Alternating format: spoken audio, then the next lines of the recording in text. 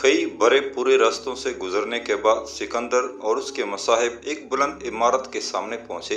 इमारत के मुंतजमीन ने उनका इस्तकबाल किया।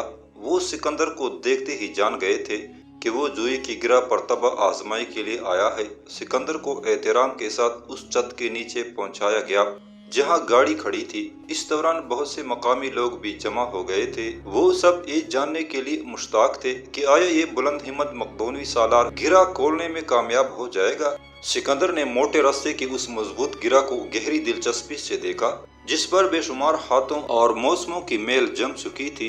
गिरा इस तरह बांधी गई थी कि उसके दोनों सिरे अंदर आ गए थे। सिकंदर काफी देर तक गिरा खोलने की कोशिश करता रहा लेकिन वो टस से मस नहीं हुई। सिकंदर के हाथ फिसल फिसल जा रहे थे। तमाशाई निगाहों की चुभन महसूस करके उसकी पेशानी अर्क आलूद होने लगी। वो परेशान नजर आ रहा था लेकिन फिर वो अचानक पुरसकून हो गया और उसके होंठों पर एक गैर महसूस मुस्कुराहट खेल गई। उसने तलवार नियाम से खींची और गिरा के दो टुकड़े कर दिए। हजूम ये मंजर देखकर शर्मदर रह गया। सिकंदर ने तलवार को प्यार से बोसा देकर फिर नियाम में कर ली। एक तरह से सिकंदर ने मअबद के पुजारियों के सामने ऐलान किया था कि तलवार से बढ़कर बातदबीर और कोई नहीं जो हर गुत्थी को सुलझाती है और हर मसले को हल करती है। सिकंदर की इस कार्रवाई का उसके मसाहिबों ने पुरजोश खैर मकदम किया और बास तो उसी जगह खड़े खड़े ये पेशनगोइयां सदर करने लगे कि सालार आजम न सिर्फ एशिया बल्कि तमाम मालूम दुनिया को फतह करेगा। उस शब गोल्डियम के फतह का जश्न बर्पा किया गया। ये तकरीब शहर के बजाय फौज के पड़ाव में हुई। यख बस्ता सर्दी को मात देने के लिए जगह जगह अलाव भड़काए गए। सिपाहियों ने उस आग के गिर्द बैठकर लजीज कुव्वत बख्श गाने खाए और गीत गाए। बाजीगरों ने अपने करतब दिखाए और कहानी सुनाने वालों ने दास्तान गोई पर सारी कुव्वत सर्फ कर दी। शाही खेमे के सामने भी एक बहुत बड़ा अलाव रोशन था। नव नोश की महफिल जमी हुई थी और शाम की एक हसीन मुगनिया नगमे सरा थी। ताबान भी उस महफिल में मौजूद था। शामी मुगनिया के पुरसोज नगमे और आवाज ने ताबान के सीने में अनोखा दर्द जगा दिया था। शहजादी मार्शा की याद आई और गंगोर गठा की तरह उसके दिल के उफक पर छाती चली गई।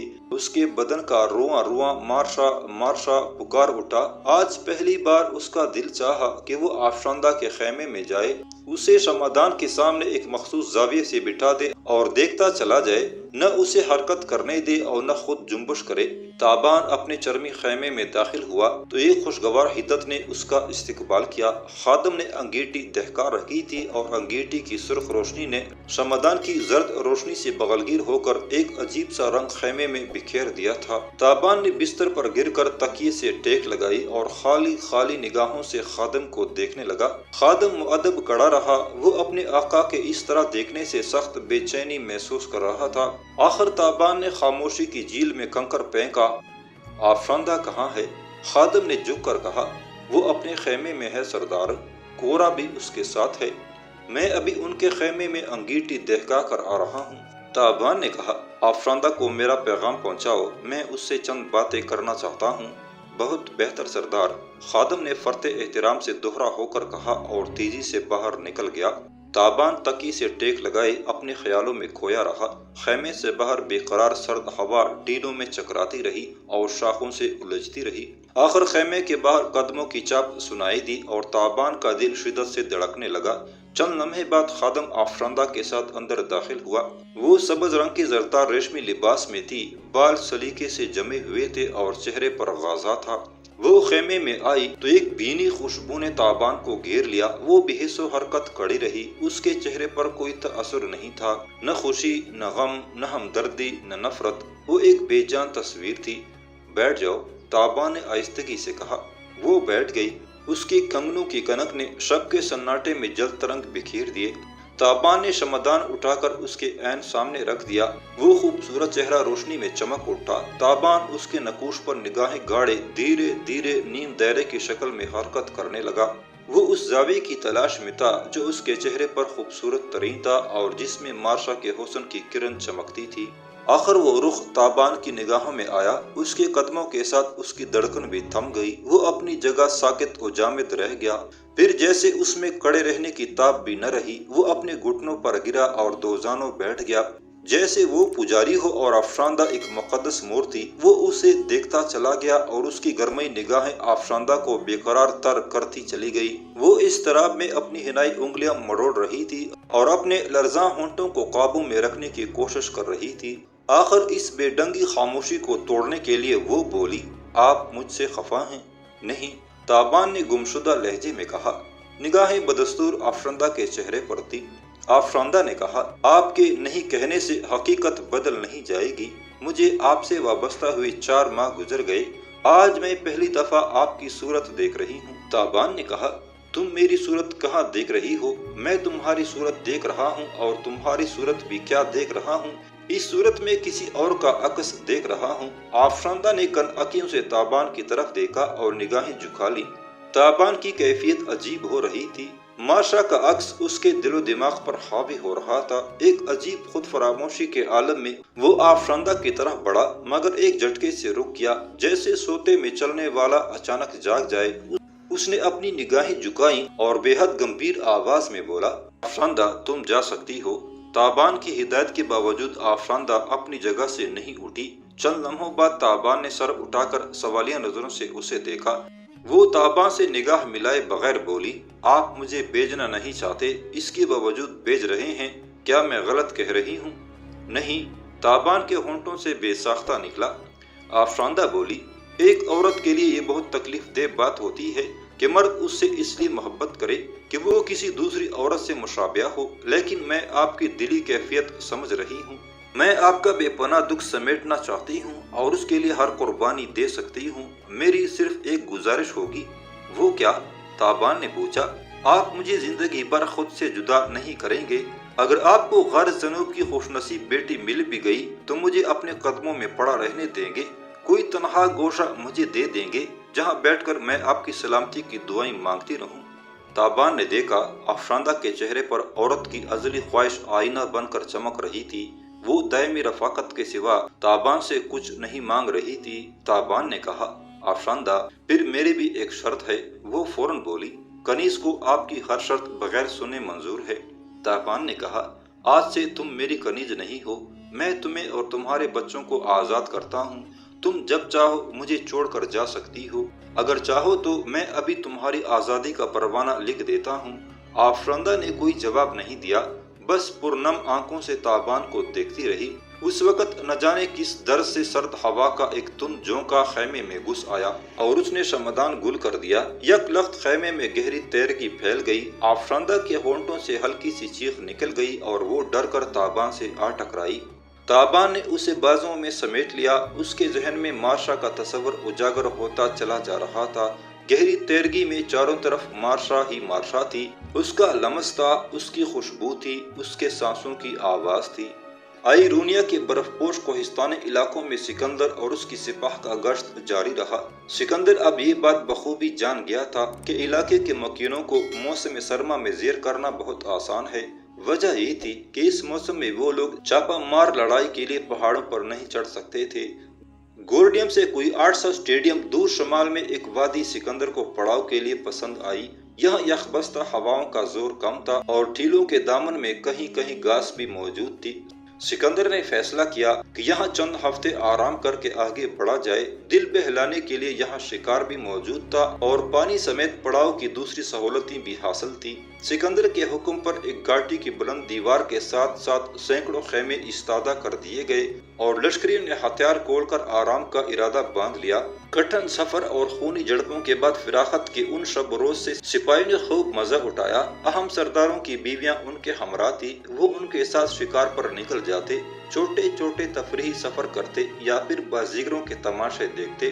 اندھیرا پہلتے ہی الاؤ بھڑکا کر ناؤ نوش کی محفلیں جمائی جاتی، پرانی منظوم داستانیں سنی جاتی اور لطیفہ گوئی کے دور چلتے۔ تابان کے یہ شب و روز نسبتاً پرسکون تھے۔ اسے آفشاندہ کی زلفوں کی چھاؤں میسر تھی۔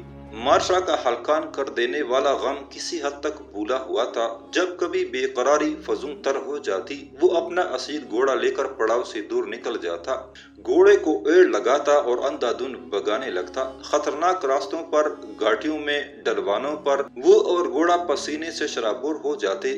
آخر کسی سنسان مقام پر وہ گھوڑے سے اتر آتا اور برف پور زمین پر اوندا گر کر آنکھیں بند کر لیتا۔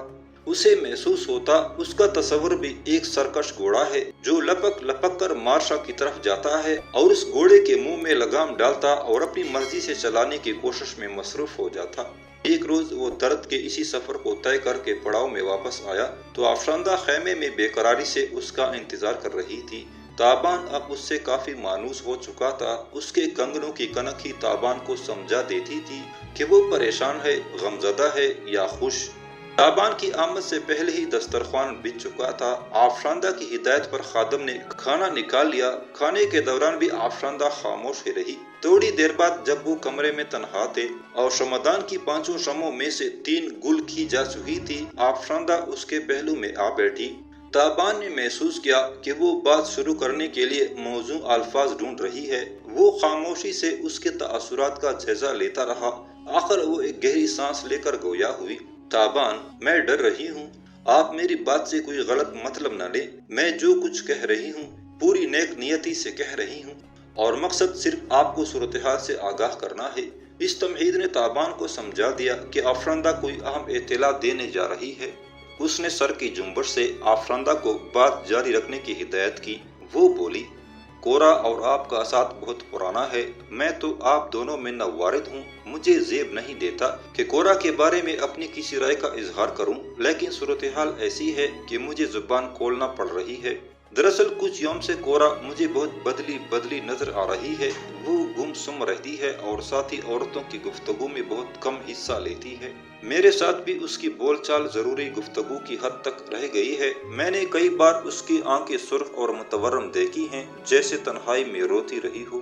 میں یہ سوچنے پر مجبور ہو گئی ہوں کہ اسے میرا آپ کے قریب آنا اچھا نہیں لگا۔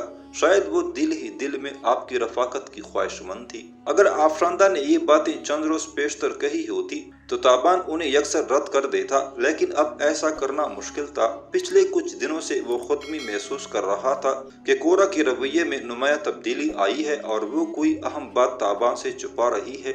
یوں لگتا تھا تابان اور آفشاندہ کے ملاپ کے بعد کورا اور تابان کے درمیان غیریت کی ایک بلند دیوار حائل ہو گئی ہے۔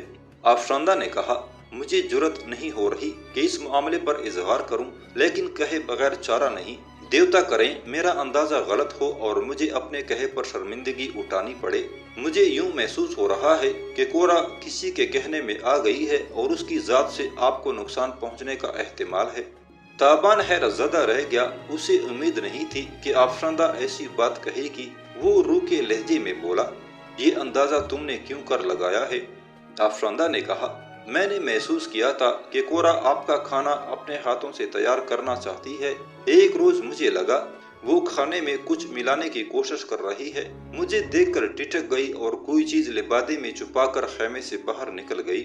تابان نے کہا، مجھے افسوس ہے کہ تم تصدیق کے بغیر ایک نہایت سنگین الزام لگا رہی ہو۔ آفشاندہ نے گریبان کی طرف ہاتھ بڑھایا اور ایک پوڑیا نکال کر تابان کو تما دی۔ یہ پوڑیا آج مجھے کورا کے بستر سے ملی ہے۔ اس نے اپنے تکیے کے غلاف میں چھپا رکھی تھی۔ تابان نے پوڑیا کو لی۔ اس میں سفید رنگ کا ایک نہایت ہی باریک سفوف تھا۔ آفشاندہ نے کہا، میرے خیال میں یہ زہر ہے یا کوئی نہایت تیز اثر خواب آور دوا۔ تابان نے پوڑیا کو بند کر کے احتیاط سے لباس میں رکھ لیا۔ اس کے دل و دماغ میں کلبلی مچی ہوئی تھی۔ اگر اس پوڑیا میں زہر تھا تو کیا واقعی کورا اس کی جان لینا چاہ رہی تھی؟ وہ کورا جو اس سے بے لوث محبت کا دم بھرتی تھی، اس کے پسینے پر خون گراتی تھی اور راستے میں پلکیں بچھائے رہتی تھی، جس سے تابان کا کوئی رشتہ نہیں تھا اور بہت سے رشتے تھے۔ اسے اپنی سماعت پر بھروسہ نہیں ہو رہا تھا۔ بہت سے سوال ذہن میں سر اٹھا رہے تھے اور کسی سوال کا جواب واضح نہیں تھا۔ یک بارگی اس کا دل چاہا کہ وہ آفشاندہ پر برس پڑے اور اس سے پوچھے کہ ایسی باتیں زبان پر لانے کی جرأت اسے کیوں کر ہوئی، کیونکہ اس نے ایسی سنگین الزام تراشی کی۔ لیکن پھر اس نے خود پر قابو پایا اور نڈھال لہجے میں بولا، آفشاندہ، تم یہ ساری باتیں اپنی تک رکھو گی، کسی کو کانوں کان خبر نہیں ہونی چاہیے۔ जब तक कोई ठोस सबूत न मिले कोरा पर शुबा करने का कोई हक नहीं। तुम नहीं जानती मेरी निगाहों में कोरा का क्या मकाम है। अफरांदा की आंखों में आंसू चमक गए। मुझे बेहद अफसोस है कि मैं आपके लिए दुख का बायस बन रही हूँ।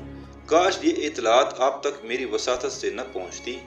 वो दोनों काफी देर अंगीठी के गिर्द गुमसुम बैठे रहे। आग अब राख में तब्दील हो रही थी। सर्दी का अफरीद जो अंगीठी के दहकते अंगारे से डर कर खैमे से बाहर खड़ा था, अब आहिस्ता आहिस्ता फिर खैमे में दाखिल हो रहा था।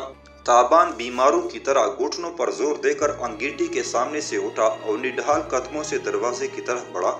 मालूम नहीं क्यों थोड़ी ही देर में उसका चाकू चौबंद जिस्म नकाहत के जाल में उलझ कर रह गया था। उसने डोरी खोलकर दरवाजे का पर्दा वाह किया और खादम को खुशक लकड़ियां लाने के लिए आवाज दी। खादम ने अपने खेमे के अंदर से अच्छा मालिक की सदा लगाई। ताबान दोबारा खेमे का पर्दा बराबर करना चाह रहा था जब उसकी निगाह तारीकी में एक हेवले पर पड़ी। ये कोई औरत थी जो गर्म शाल में लिपटी एक खेमे के अकब से निकली थी और तेज रवि से नशेब की तरफ जा रही थी। ताबान के जहन में जमाका सा हुआ। ये चाल उसकी जानी पहचानी थी। शक की एक तेज लहर उसके रगो पै में दौड़ गई। वो कुछ देर उस खेवले को नशे में ओझल होते देखता रहा, फिर तेजी से वापस मुड़ा। अपनी ऊनी सदरी और तलवार उठाकर कमर से बांध ली। कहाँ जा रहे हो? अफरांदा ने उसकी तैयारी देखकर पूछा। तुम खेमा अंदर से बंद कर लो, मैं थोड़ी देर में आता हूँ, ताबान ने कहा और तेजी से बाहर निकल आया। एक टिटरी हुई गदली चांदनी ने नशेब फराज को दूर तक डांप रखा था। जहाँ तक ताबान की निगाह जा रही थी मुतहिदा यूनानी फौज के खेमे दिखाई देते थे। उन खेमों के ऊपर मुख्तलिफ रंगों के शनाख्ती परचम तेज हवा में पड़पड़ा रहे थे। अभी पहरेदारों का गश्त शुरू नहीं हुआ था, ताहम इक्का दुक्का पहरेदार कंदीले उठाए घूम रहे थे। ताबान उस सारे मंजर पर एक तायराना नजर डालता हुआ नशेब की तरफ घूम गया। उसकी उकाबी निगाह चादर पोश हेवले को तलाश करने लगी। जल्द ही उसे अपने मकसद में कामयाबी हुई। सरू के दरख्तों के बीच उसे वो औरत नजर आई। उसकी बेखौफी हैरान कुन थी। यूनानी औरतें रात उतरने के बाद खेमों से बाहर नहीं निकलती थी और कहाँ ये पड़ाव को छोड़कर जा रही थी। ताबान बगौर उसकी चाल देख रहा था और अब उसे जरा भी शुबा नहीं रहा था कि ये कोरा है। इतनी सख्त सर्दी में इतनी रात गए कोरा कहाँ जा रही थी? ये सवाल बेहद इसरार अंगेज था। करीबन एक स्टेडियम फासला तय करने के बाद कोरा पड़ाव से दूर निकल आई और एक खुश्क नाला पार करके अपने दाएं हाथ मुड़ गई। यकायक ताबान को अंदाजा हो गया कि वो कहाँ जा रही है। सिकंदर की अफवाज में जहाँ कमोबेश 40,000 सिपाही थे, वहाँ बहुत से फनकार, अहले इल्म, अहले दानश, हुनरमंद और रूहानी पेशवा भी शामिल थे। सिकंदर नौजवानी ही में मजहबी रुझानात रखता था, लिहाजा रूहानी इल्म रखने वालों की एक जमात उसके साथ रहती थी। वो उनकी बहुत कदर करता था और मुख्तलिफ मौके पर उनसे रहनुमाई भी हासिल करता था। उस जमात में कुछ लोग तो वाकई काबिल कदर थे और उनकी नेकोकारी मुसल्लमा थी, लेकिन कुछ रूहानियत के नाम पर सिर्फ शोबदाबाजी करते थे और नित नए स्वांग रचाकर सालार आजम को मुतासर करने की कोशिश करते रहते थे। उन्हीं में एक शख्स खुद को काहिन और साहिर मखदूनिया के अलकाबात से नवाजता था। उर्फ आम में उसे खाताम कहा जाता था। उसके स्याह बाल शानों तक बिखरे रहते थे, आंखें भूरी और रंग सुर्ख सफेद था। वो आए रोज कोई सख्त किस्म का चिल्ला शुरू कर देता और लोग उसकी चिल्ला कशी देखने के लिए खींचे चले आते थे। जब से सिकंदर ने उस वादी में पड़ाव किया था, खाताम एक चोटी पर चढ़ा हुआ था और अपना निसब धड़ बर्फ में दफन कर रखा था। बालाई जिस्म पर भी बराए नाम लिबास था। सिर्फ हफ्ते की शब वो पड़ाव में आता था, वरना शब रोज यखबस्ता हवा में बर्फ के अंदर खड़ा रहता था। कोरा का रुख देखकर ताबान बखूबी समझ गया कि वो काहन खाताम की तरफ जा रही है। मुनासिब फासला से उसने कोरा का ताकुब जारी रखा। वो जल्द ही चीड़ के बुलंद बाला दरख्तों में पहुंच गई। कुछ फासले पर वो रोशनी दिखाई दी जो काहन खाताम की झोंपड़ी में जल रही थी।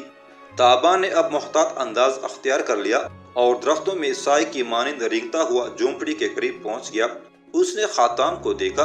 वो हस्ब मामूल नाफ तक बर्फ में छुपा हुआ था। उसके सामने दो चटाइयों पर 6-7 मर्द और 2 औरतें बैठी थी।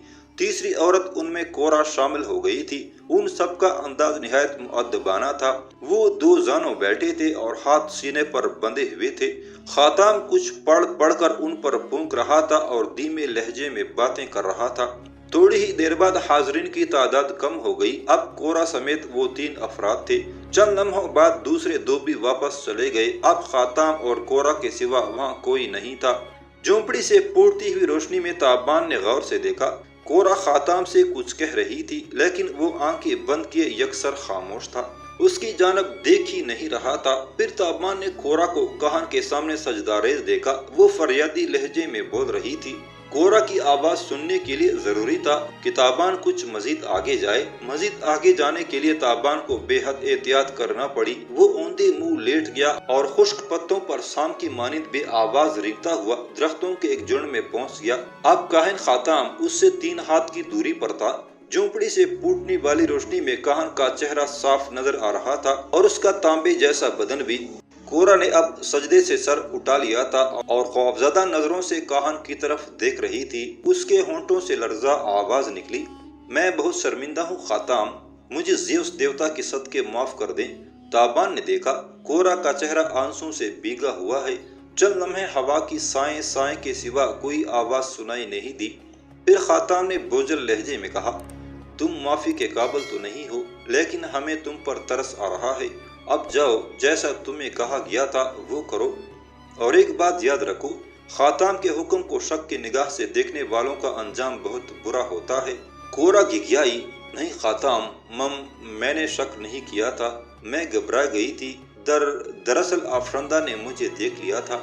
ठीक है, अब तुम्हें कोई नहीं देखेगा, हम उस लड़की की निगाह बंद कर देते हैं। तुम जाओ और अपना काम करो, इसमें डरने की कोई बात नहीं। तुम अपने मालिक की भलाई कर रही हो, उसका नुकसान नहीं कर रही हो। कोरा ने कहा, लेकिन खाताम, वो सफूफ तो मैंने कहीं खो दिया। वो पुड़िया मैंने तकिए के खिलाफ में रखी थी, अब वहाँ नहीं है। ताबान ने देखा खाताम के चेहरे पर शदीद बरहमी के आसार नजर आए। उसकी भूरी आंखें कोरा को गजबनाक अंदाज में घूरने लगी। फिर उसने आंखें बंद कर ली और मुंह में कुछ बड़बड़ाने लगा। हाथ 2 बरगजीदा शाखों की तरह आसमान की तरफ उठे हुए थे। मालूम नहीं वो अपना गजब दबाने की कोशिश कर रहा था या कोरा को मरऊब करने की। काफी देर इसी आलम में गुजर गई। फिर कोरा ने सहमी आवाज में कहा, खाताम, मुझे अफसोस है, मैं अभी तक आपके लिए कोई काम की बात मालूम नहीं कर सकी।